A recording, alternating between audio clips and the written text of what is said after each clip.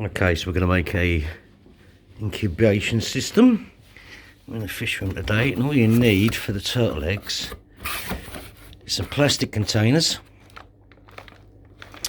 and this stuff, which is normally used for potting, but I'm going to open it up and I'll show you how I use that. It's a very simple formula as it uses as well, but you need to drill holes in these for air. You need to keep them sort of around about 80, which is about 26, which would be good. So I'm going to leave them in the fish tank in the incubator. So let's have a look and get into it. Okay, so with a plastic container, you obviously want to make some air holes. Not many, because you want to keep a lot of moisture in. Okay, so what we're going to do is we're going to probably make a hole sort of here. So I use a hand here, but I mean you can use a big drill, whatever you want to do. So here we go. Just make a couple of holes like this. There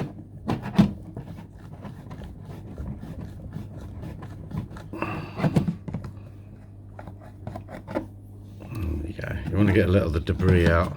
And I normally do one on each side, but you don't really have to. So we're going to the next step.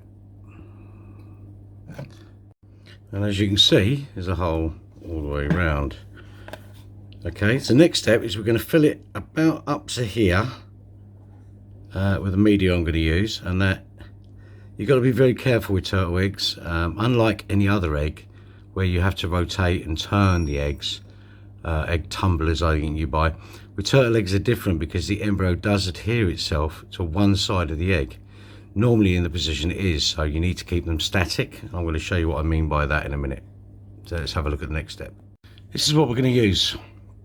The reason I like this so much is it holds a hell of a lot of water. Now what you're going to do, okay, you don't have to do it this way, but this is my preferred way, okay, is I weigh this, okay, and I weigh that goes into that, okay, and then I add the same amount of water in weight.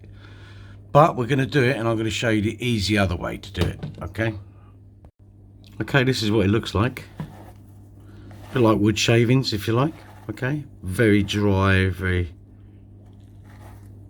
lightweight, okay? So the way I do it, I filled up this much so far, okay? But obviously I'm going to put some more in. This was just to show you how it looks. So let me have a look at the water. So what I've done is I've warmed up a little bit of water because I find it mixes better with vermiculite, and I'm literally going to just pour some in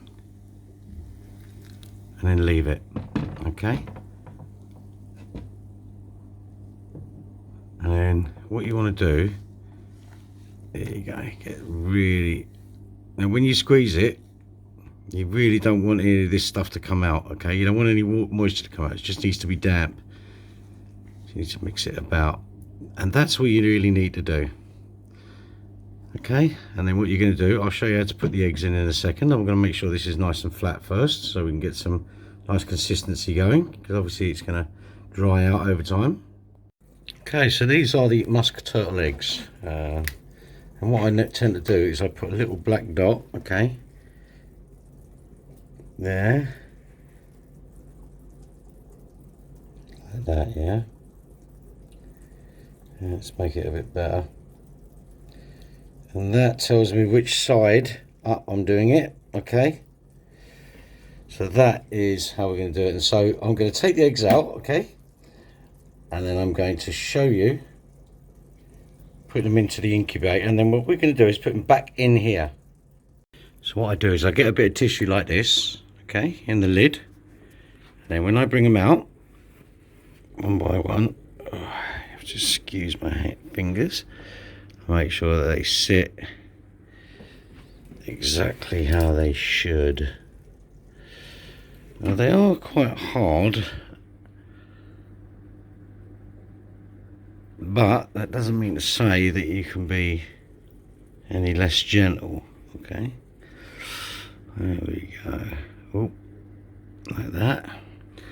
Now this process of how they work, it takes time. So this incubation is about 60 days, okay? Just make sure Not sponging. Let's get the sponge out of the way. Now this is about 25, 26, which will be okay. Okay. And then what we're going to do is we're just going to lay it on top of there. All right. Make sure it's damp.